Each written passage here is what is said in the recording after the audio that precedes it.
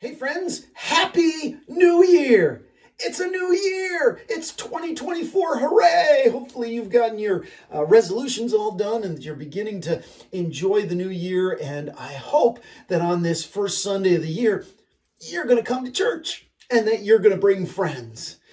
Because of that, we're going to start a new intriguing sermon series this week called Half-Truths. And that's the reason I'm in this little room.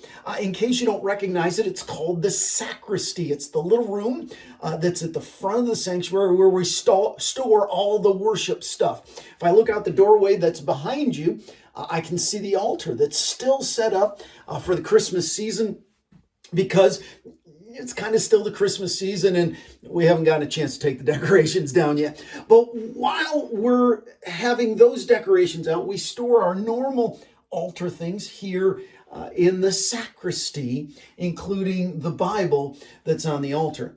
And that's what's going to be intriguing for this series that we're going to do in January.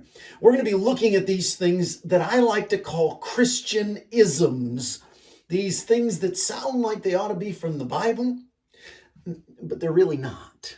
I did a series of these things 3 years ago, and I thought it'd be a good time to get back to it now. 3 years later, we're going to look at 4 different ones than we did 3 years ago, including this week's phrase, everything happens for a reason. Really? Is that what the Bible says? We're going to find out. Come to church, bring friends. And I will say to you, this series probably going to be harder for those of us who are church folk than people who aren't church folk.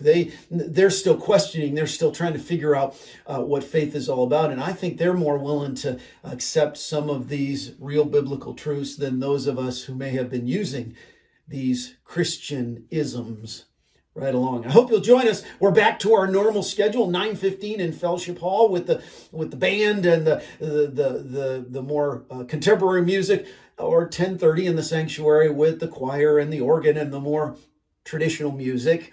I hope you'll come to one of those. I hope you'll bring friends, because this is going to be a great time to dive into the Bible and ask some real good questions. See you Sunday.